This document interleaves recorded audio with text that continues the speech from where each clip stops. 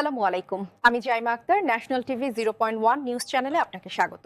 শুরুতেই জানাবো আজকের গুরুত্বপূর্ণ আপডেট সংবাদগুলোর শিরোনাম। পৃথিবীতে ইটালি নামক কোনো দেশই ছিল না।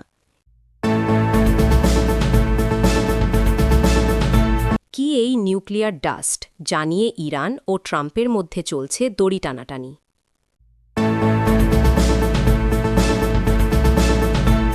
আমরা যুদ্ধ চাই না, কেবল আত্মরক্ষা করছি।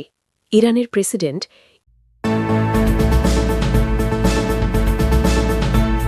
দুবাইয়ে গ্রেফতার আন্তর্জাতিক ড্রাগ মাফিয়া ড্যানিয়েল কিনাহান।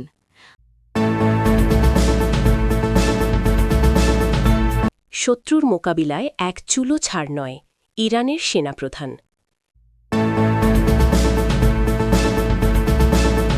এই ছিল আজকের আলোচিত সংবাদ শিরোনামগুলো। এখন বিস্তারিত সংবাদে আসছি, তবে তার আগে অনুরোধ রইল প্রতিদিনের আপডেট সংবাদগুলো সবার আগে পেতে ভিডিওটিতে একটি লাইক দিয়ে চ্যানেলটি সাবস্ক্রাইব করুন এবং কমেন্টে জানিয়ে দিন আপনি কোন জায়গা বা কোন দেশ থেকে আমাদের সংবাদগুলো দেখছেন। পৃথিবীতে ইটালি নামক কোনো দেশই ছিল না। ইউরোপের প্রভাবশালী দেশ ইটালি, ফুটবল, পিৎজা আর প্রচুর সংখ্যক বাংলাদেশির বসবাস, সব মিলিয়ে দেশটি আমাদের বেশ পরিচিত। কিন্তু ইতিহাসের পাতা উল্টালে এক বিস্ময়কর তথ্য বেরিয়ে আসে। মাত্র ১৬৫ বছর আগেও ইটালি নামে পৃথিবীতে কোনো স্বাধীন দেশ ছিল না। হাজার হাজার বছর ধরে এটি ছিল কেবলই একটি ভৌগোলিক ধারণা। তাহলে এই ইতালির জন্ম হলো কিভাবে? নাম ছিল, দেশ ছিল না। ইতিহাসের দীর্ঘ পথ পরিক্রমায় ইটালি শব্দটি ছিল কেবলই একটি ভৌগোলিক পরিচয়। প্রাচীন গ্রিক ও রোমান যুগে ইতালিয়া বলতে দক্ষিণ উপদ্বীপের একটি অংশকে বোঝাত। মজার বিষয় হল, রোমান সাম্রাজ্যের স্বর্ণযুগেও এই ভূমির পরিচয় ছিল রোমান। তখনকার মানুষ নিজেদের ইতালিয়ান নয়, বরং রোমান নাগরিক হিসেবে পরিচয় দিতেই গর্ববোধ করতেন। ৪৭৬ খ্রিস্টাব্দে পশ্চিম রোমান সাম্রাজ্যের পতনের পর এই অঞ্চলটি অসংখ্য ছোট ছোট রাজ্য, পোপ শাসিত পাপাল স্টেটস এবং স্বাধীন নগর রাষ্ট্র যেমন ভেনিস, ফ্লরেন্স ও মিলানে বিভক্ত হয়ে পড়ে। এই সময় মানুষ নিজেদের আঞ্চলিক পরিচয়েই অভ্যস্ত ছিল, কেউ ভেনিশিয়ান, কেউ ফ্লরেন্টাইন বা নেপোলিটান। ইতালিয়ান জাতীয়তাবোধ তখনও ছিল সুদূর পরাহত। ভাষা, যখন দান্তের লেখনীতে এক হল ইতালির আত্মা। রোমান সাম্রাজ্যের পতনের পর লাতিন ভাষা ভেঙে অসংখ্য আঞ্চলিক উপভাষা জন্ম হয়। এক অঞ্চলের মানুষ অন্য অঞ্চলের ভাষা বুঝত না, কিন্তু পরিবর্তন এলো ১৪দশ শতাব্দীতে। মহাকবি দান্তে আলিগিয়েরি তার অমর সৃষ্টি ডিভাইড কমেডি রচনার জন্য তুস্কানি অঞ্চলের উপভাষাকে বেছে নেন। এরপর পেট্রার্ক ও বোকাসিওর মতো লেখকদের হাত ধরে এই উপভাষাটি শিক্ষিত মহলে জনপ্রিয় হয়। ১১৬০ সালে দেশ স্বাধীন হওয়ার পর এই তুস্কানি উপভাষায় আধুনিক ইটালীয় ভাষা হিসেবে স্বীকৃতি পায়। অর্থাৎ রাষ্ট্র এক হওয়ার আগেই ভাষায় ইটালিকে এক সুতোয় গেঁথেছিল। রিসোর্জিমেন্টো, ইতালির পুনরুত্থান। ঊনবিংশ শতাব্দীতে বিদেশি শক্তি, বিশেষ করে অস্ট্রিয়ার হাত থেকে মুক্তি পেতে ইতালীয়দের মধ্যে জাতীয়তাবোধ জেগে ওঠে। এই আন্দোলনকে ইতিহাসের রিসোর্জিমেন্টো বা পুনরুত্থান বলা হয়। এই প্রক্রিয়ায় ৩ মহাপুরুষের অবদান অনস্বীকার্য। জুসেপ্পে মাজিনি, যিনি জাতীয়তাবাদের আদর্শিক ভিত্তি তৈরি করেন। কাউন্ট কাভুর, যার কূটনৈতিক কৌশলে ছোট ছোট রাজ্যগুলো একত্রিত হয়। জুসেপ্পে গারিবালদি, যার বীরত্বে দক্ষিণ ইটালি জয় হয়।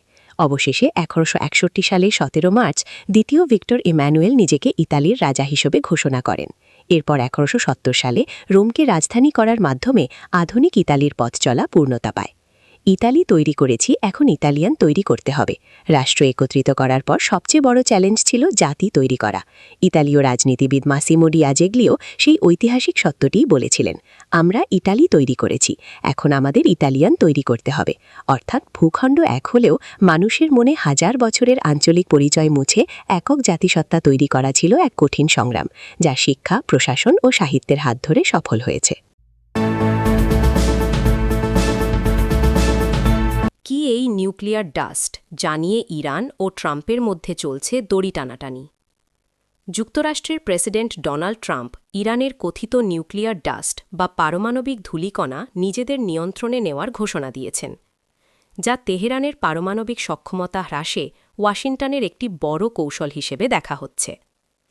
ট্রাম্পের ভাষায় নিউক্লিয়ার ডাস্ট মূলত ইরানের সেই উচ্চ সমৃদ্ধ ইউরেনিয়াম, যা গত বছরের জুনে ৩টি প্রধান পারমাণবিক স্থাপনায় মার্কিন বিমান হামলার পর মাটির গভীরে চাপা পড়ে আছে বলে ধারণা করা হয়। সম্প্রতি ট্রাম্প দাবি করেছেন, ইরান এই ভূগর্ভস্থ ইউরেনিয়াম যুক্তরাষ্ট্রের হাতে তুলে দিতে রাজি হয়েছে।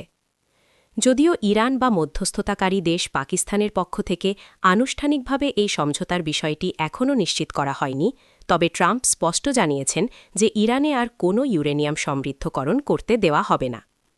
মার্কিন প্রশাসন বর্তমানে ইরানের সাথে কাজ করছে যাতে মাটির নিচে পুঁতে থাকা এই তেজস্ক্রিয় উপাদানগুলো উদ্ধার করে সরিয়ে নেওয়া যায়। পারমাণবিক তথ্যের বিশ্লেষণে দেখা যায়, গত বছরের জুন মাসে মার্কিন ও ইসরায়েলি বিমান হামলার আগে ইরানের কাছে 400 কেজির বেশি 60% সমৃদ্ধ ইউরেনিয়াম এবং প্রায় 200 কেজি 20% ফিসাইল উপাদান ছিল। এই পরিমাণ উপাদান খুব সহজেই 99% অস্ত্রগ্রেড ইউরেনিয়ামে রূপান্তর করা সম্ভব। আন্তর্জাতিক পরমাণু শক্তি সংস্থার প্রধান রাফায়েল গ্রোসি জানিয়েছেন, এই পারমাণবিক উপাদানগুলো মূলত ইস্ফাহান ও নাতাঞ্জ পারমাণবিক কেন্দ্রের ভূগর্ভস্থ সুড়ঙ্গে জমা রয়েছে। অন্যদিকে ইরান সবসময় দাবি করে আসছে যে তাদের ইউরেনিয়াম সমৃদ্ধকরণের উদ্দেশ্য কেবল বিদ্যুৎ উৎপাদন এবং জ্বালানি নিরাপত্তা নিশ্চিত করা। 2041 সালের মধ্যে 20 গিগাওয়াট পারমাণবিক বিদ্যুৎ উৎপাদনের লক্ষ্যমাত্রা নির্ধারণ করেছে দেশটি। তবে বিশেষজ্ঞরা এই যুক্তিতে সন্দেহ পোষণ করছেন। বর্তমানে ইরানের একমাত্র কার্যকর পারমাণবিক কেন্দ্র বুশেহার মাত্র 1000 মেগাওয়াট বিদ্যুৎ উৎপাদন করে, যা দেশের মোট চাহিদার মাত্র 1%। জর্জ ম্যাসন বিশ্ববিদ্যালয়ের জ্বালানি বিশেষজ্ঞ উমাদ শোকরি জানান, বিশ্বের অন্যতম বৃহৎ প্রাকৃতিক গ্যাস ও তেলের মজুদ থাকা সত্ত্বেও ইরানের পারমাণবিক বিদ্যুতের ওপর এই অতিরিক্ত গুরুত্ব দেওয়া কৌশলগতভাবে প্রশ্নবিদ্ধ।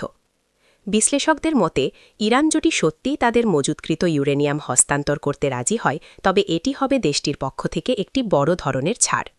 তবে তেহরান যদি পুনরায় ইউরেনিয়াম সমৃদ্ধ করার সক্ষমতা বজায় রাখে, তবে এই সমঝোতার দীর্ঘমেয়াদী প্রভাব নিয়ে অনিশ্চয়তা থেকে যাবে।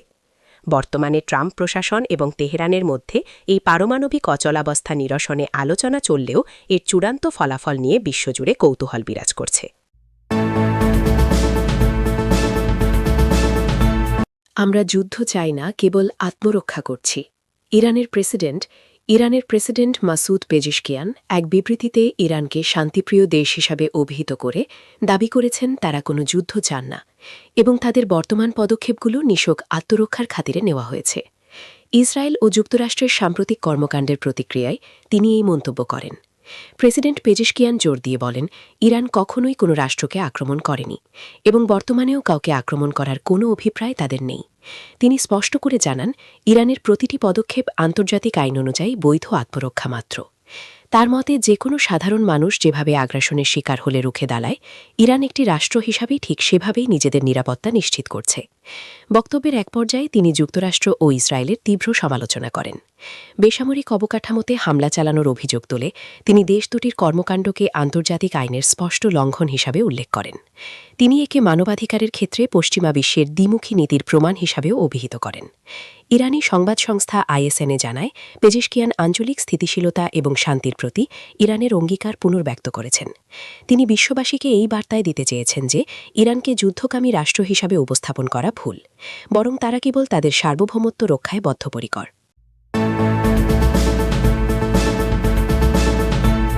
দুবাইয়ে গ্রেফতার আন্তর্জাতিক ড্রাগ মাফিয়া ড্যানিয়েল কিনাহান।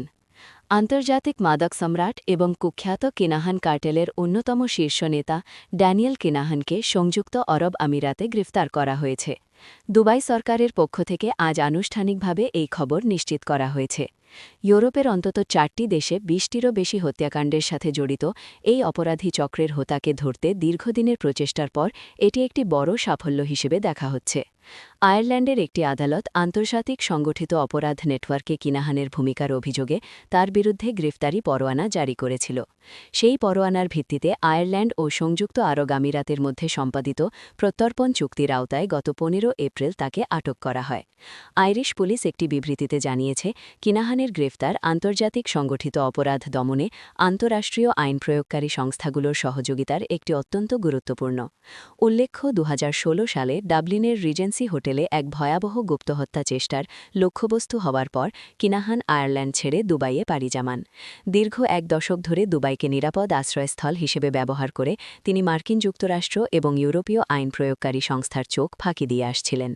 দুবাইয়ে অবস্থানকালে তিনি এবং তার স্ত্রী কাউইমি রবিনসন কয়েক মিলিয়ন মিলিয়ন ডলারের বিশাল স্থাবর সম্পত্তির পাহাড় গড়ে তোলেন 2022 সালে মাদক পাচার ও অর্থ পাচারের দায়ে মার্কিন যুক্তরাষ্ট্র তার উপর নিষেধাজ্ঞা আরোপ করলেও উপসাগরীয় এই আমিরাতে তার বিলাসবহুল জীবনযাত্রা এবং রিয়েল এস্টেট ব্যবসা অব্যাহত ছিল আমিরাতের কর্পোরেট রেকর্ড অনুযায়ী কিনাহান ও তার ছোট ভাই দুবাইয়ে খাদ্য পোশাক এবং বস্ত্র ব্যবসার আড়ালে একাধিক কোম্পানি প্রতিষ্ঠা করেছিলেন অপরাধ জগতের পাশাপাশি বক্সিং জগতের প্রভাবশালী নেপথ্য কারিগর হিসেবেও তিনি কোটি কোটি টাকা আয় করেছেন